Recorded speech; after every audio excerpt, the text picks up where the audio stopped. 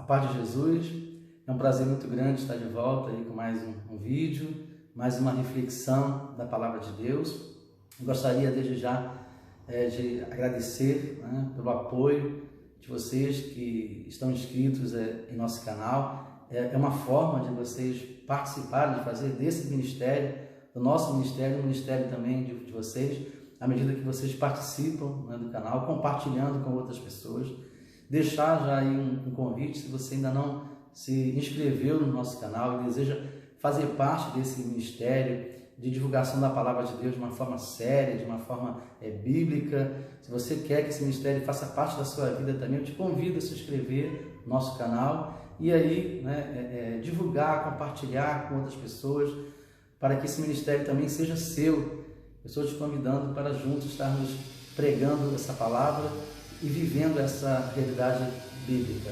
Sem mais, para este momento, indo direto à palavra, a reflexão que o Senhor tem colocado em nossos corações. Hoje, eu gostaria de falar sobre um assunto que eu já tenho falado anteriormente em outros vídeos, que é sobre a volta de Cristo.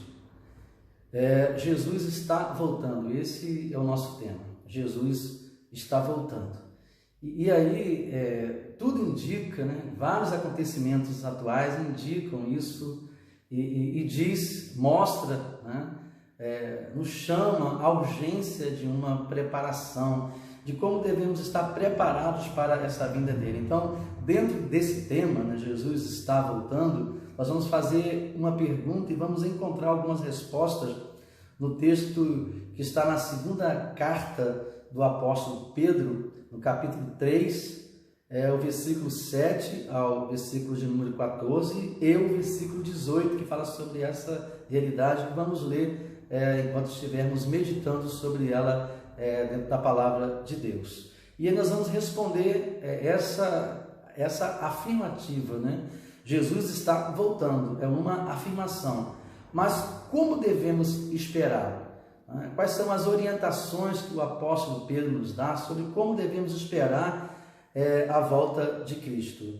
E existem vários fatores marcantes acontecendo atualmente, desde a igreja primitiva, se formos fazer uma análise bíblica, histórica, de que a igreja primitiva era uma igreja que vivia em expectativa da volta de Cristo. Com o passar do tempo, por parecer que esse tempo estava demorando demais, nós estamos diminuindo a nossa expectativa, Nós passamos a nos preocupar menos com isso. E quando pensamos numa realidade espiritual, pensamos em fazer com que essa realidade espiritual traga uma melhora de vida material, até emocional, nos esquecendo de uma preparação espiritual para a volta de Cristo. Então o apóstolo Pedro, ele nos orienta para que haja um despertamento a respeito desse assunto, o quanto é importante que estejamos preparados, porque nós não sabemos o dia, não sabemos quando o Senhor vai voltar,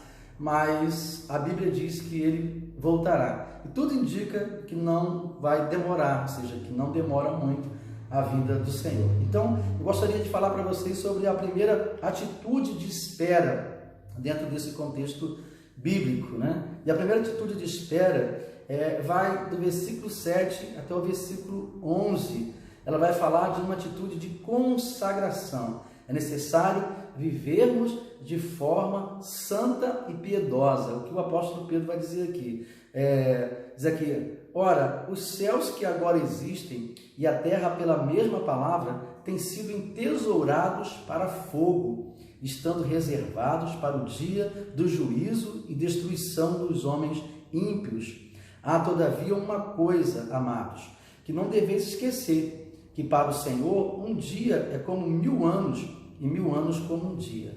Não retarda o Senhor a sua promessa, como alguns a julgam demorada. Pelo contrário, ele é longânimo para conosco, não querendo que nenhum pereça, senão que todos cheguem ao arrependimento.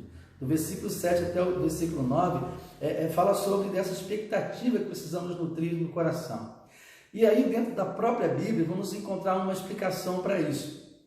Lá no Antigo Testamento, o Senhor fez uma aliança com a humanidade, dizendo que ele não destruiria mais a humanidade com água, realmente, com chuva, né, ou água. Quando você olha hoje para o céu após uma chuva e vê, né, o arco-íris, se você for ler, por exemplo, em Gênesis capítulo 9, versículo 11 a 13, vai ver que o Senhor fez uma aliança, né, com a humanidade ali, dizendo que não destruiria mais a humanidade com água.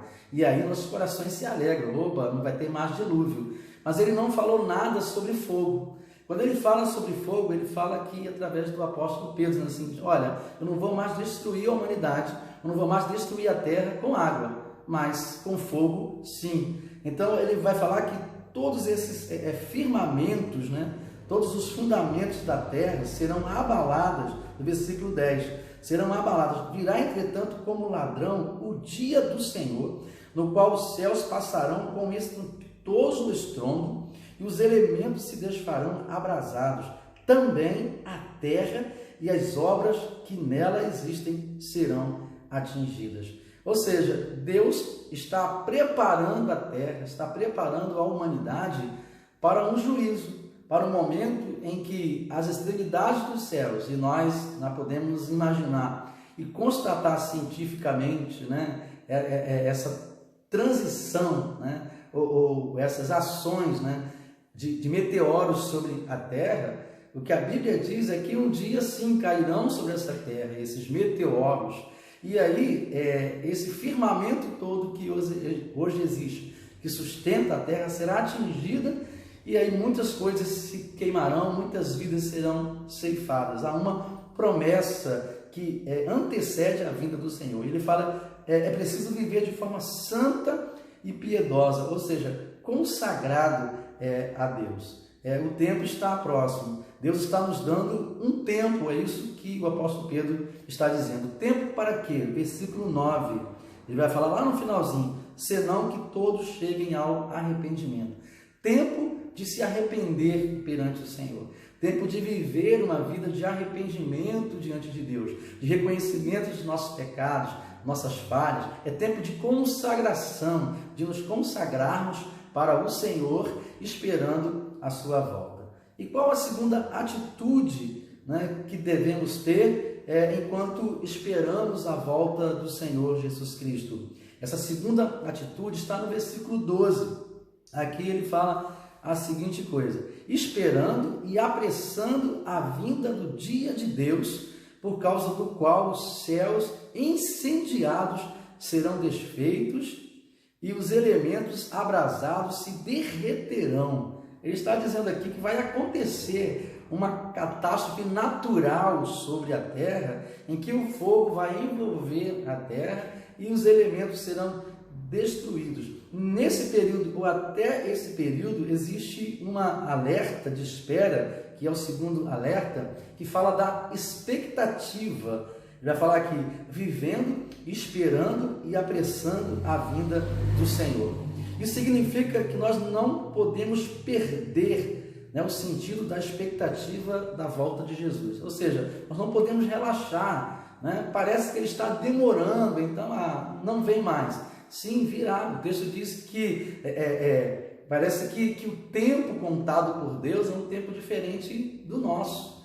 E aí, se você voltar ao texto, você vai ler justamente sobre esse tempo, como que o tempo é contado pelo Senhor, como que ele é apresentado, né, pelo Senhor. Já que estamos vivendo no ano de 2020 e 1000 anos como se fosse um dia, não poderia, né, ser contado para Deus como 2 dias e um pouco de tempo.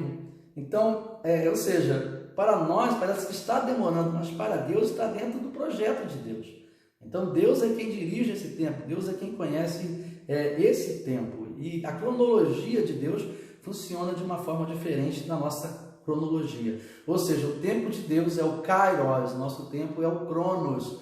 E as nossas vidas funcionam dentro do Cronos, mas todo o nosso tempo ele é estabelecido dentro do tempo de Deus. Então Deus não está demorando, Jesus não está demorando a voltar, ele está no tempo certo.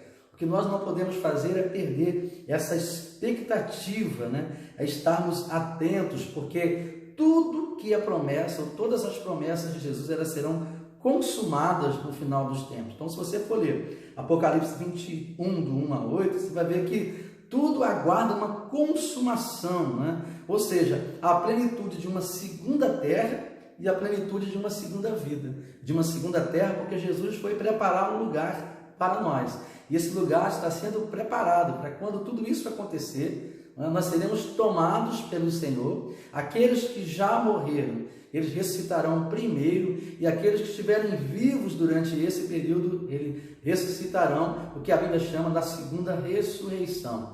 E o corpo, que vai traduzir como a plenitude da vida, será um corpo glorificado. Então nós não podemos perder essa expectativa, a expectativa de termos uma terra, que é a terra prometida, o céu dos céus, onde estaremos habitando com o Senhor Jesus Cristo, ao mesmo tempo que temos uma expectativa de vermos os nossos corpos sendo transformados, e tudo que hoje existe, né, em nós será transformado, e nós seremos a imagem de fato, a semelhança de Cristo em glória também, através do corpo glorificado. Então nós não podemos perder essa expectativa, senão as nossas vidas vão se delimitarem apenas àquilo que é concreto, aquilo que nós podemos ver, e aí nós estaremos relaxando nessa expectativa espiritual. A terceira atitude de espera está no versículo de número 14, quando fala sobre a qualidade de vida espiritual. O Senhor está esperando, está nos dando tempo para que possamos desenvolver uma qualidade de vida espiritual que nos prepare para essa vinda de Cristo, porque Jesus está voltando e Ele está nos dando uma oportunidade de uma preparação.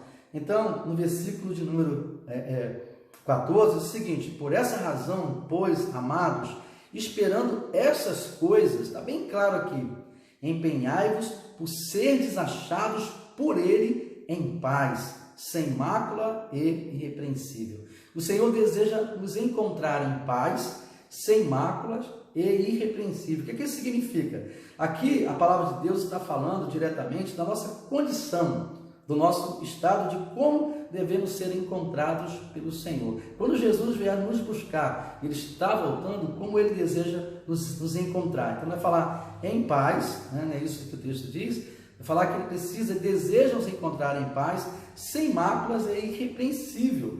E diante desse contexto, a Bíblia nos dá um alerta: devemos viver vigilantes, preparados. Quando você puder abrir a sua Bíblia aí, você vai olhar, por exemplo, em Mateus, no capítulo 25, versículo de 1 a 13, vai falar sobre a parábola das 10 virgens, em que 5 eram nécias, ou seja, não estavam preparadas para a chegada do noivo, e 5 eram prudentes, estavam preparados para a chegada do noivo. E ali nessa história contada, quando dá meia-noite, o noivo vem, bate a porta, e as 5 nécias percebem que faltava preparação, faltava óleo na lâmpada. E elas saem para comprar óleo. E quando elas saem, elas perdem o tempo, porque não se prepararam no tempo certo. E quando o noivo bate a porta, elas tentam se preparar e já é tarde. E as noivas resgatadas são as 5 prudentes, que usaram o tempo para se preparar. E Jesus vai falar do reino, da segunda volta, da segunda vinda dele, quando ele voltará à terra. Aqueles que estiverem preparados serão levados, e aqueles que não estiverem preparados, eles não serão levados para a eternidade, e aí virá o juízo. Com respeito à paz, lida aqui, que ele quer nos encontrar vigilantes, em paz, nós vamos compreender que essa paz está em João capítulo 14, versículo 27, quando Jesus nos deixou essa paz, e não uma paz conforme a que o mundo realmente nos dá. Nós já temos falado em outros momentos que a paz que Jesus nos dá, ela é uma paz que transcende aquilo que é natural, e é uma paz espiritual, ou seja, ela não está condicionada a nada. A paz que o mundo nos dá, ela é uma paz condicional, ao estado, à condição que estamos vivendo, e é uma paz emocional. E nós precisamos encontrar essa paz em Cristo para nos prepararmos, porque se formos lançar os nossos corações naquilo que vivemos hoje, em busca de paz, nós não conseguiremos ter paz. Nós só conseguiremos ter verdadeira paz em Cristo. Nele sim conseguiremos, porque é uma paz que excede todo entendimento. É uma paz que nem tem explicação, mas que é sentida, é provada, domina, né, as nossas vidas. Em terceiro lugar, com respeito a esse empenho, né, de sermos achados em paz, sem mácula e irrepreensível, vai falar sobre essa mácula e irrepreensível, sem mácula e irrepreensível. Ou seja, com uma vida pura, com uma vida correta, santa, com os pensamentos puros. E a palavra do Senhor nos exorta com respeito aos pensamentos. Em que pensar? Tudo aquilo que é puro, é santo, é agradável, é de boa fama. Se houver virtude, que seja isso que ocupe os nossos pensamentos. Sabemos o quanto tem sido difícil, né, nutrir, né, em nós, vivermos nutrindo pensamentos e sentimentos bons. Por causa de tantos acontecimentos ruins, tantas coisas ruins acontecendo à nossa volta. Mas em Cristo podemos nutrir, podemos desenvolver, né, podemos ter pensamentos e sentimentos que nos tornem mais puros, mais santos, nos preparando para a sua volta, porque Ele está chegando, Jesus está voltando. E em último lugar, a quarta e última atitude de espera, que devemos viver crescendo na graça e no conhecimento do Senhor. Do versículo 15 até o versículo 18, vai falar isso. E tende por salvação a longanimidade do nosso Senhor, como igualmente o nosso amado irmão Paulo vos escreveu, segundo a sabedoria que lhe foi dada. Ao falar acerca destes assuntos, como de fato costuma fazer em todas as suas epístolas, nas quais há certas coisas difíceis de entender, que os ignorantes, os instáveis deturpam, como também deturpam as demais escrituras para a própria destruição deles, vós, pois, amados, guarde essa palavra, vós, pois, amados, prevenidos como estáis de antemão, acautelai-vos, não suceda que, arrastados por erro desses insubordinados, descaiais da vossa própria firmeza. Antes, crescei na graça e no conhecimento do Senhor Jesus e Salvador. A Ele seja a glória, tanto agora como no dia eterno. Ou seja, devemos tomar muito cuidado. Por quê? Porque existem muitas meninices hoje com respeito à vinda de Cristo, com respeito à volta do Senhor, com respeito ao que a igreja está vivendo hoje, ao que as pessoas estão vivendo hoje. Existem muitas mensagens que não são bíblicas, muitas meninices, muitas pessoas falando muitas coisas que não têm fundamento bíblico. E ele diz assim, olha, vocês precisam estar alertas a isso, porque existe muita ignorância com respeito a isso. Muitas pessoas estão falando de vários assuntos e que não têm fundamento bíblico. Devemos crescer na graça e no conhecimento do Senhor Jesus, porque só através da ação do Espírito Santo nós teremos o conhecimento necessário para sabermos como viver, como agir, e isso com base na palavra de Deus, estudando a palavra de Deus, lendo a palavra de Deus, meditando na palavra de Deus,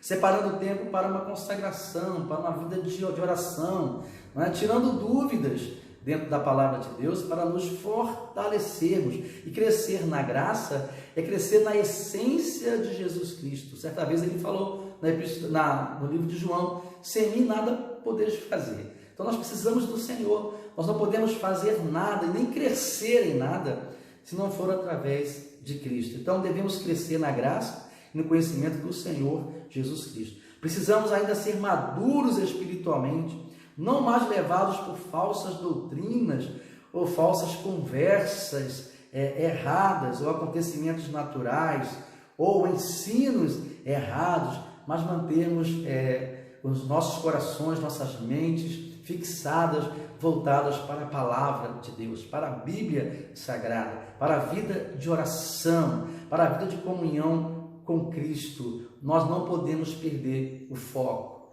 Muitas coisas estão acontecendo, como já falamos aqui, tentando tirar a nossa atenção. Temos vivido muitos conflitos, temos vivido muitas pressões, mas não podemos nos esquecer. Jesus está voltando. Jesus está voltando. Como você está? Como Ele vai te encontrar? Como está a sua vida? Fora este fato, mesmo que você parta antes, mesmo que você você não esteja vivo quando Jesus voltar, porque nós podemos tanto morrer antes ou passarmos por esse período. Como você está? Como está a sua vida? Se o Senhor desejar te levar hoje, como está o teu coração? Como está a tua fé? Como estão os teus sentimentos? O que você tem feito da sua vida? Jesus está voltando. Como você está? Que o Senhor te encontre preparado para a sua volta. Que Deus te abençoe poderosamente através dessa palavra.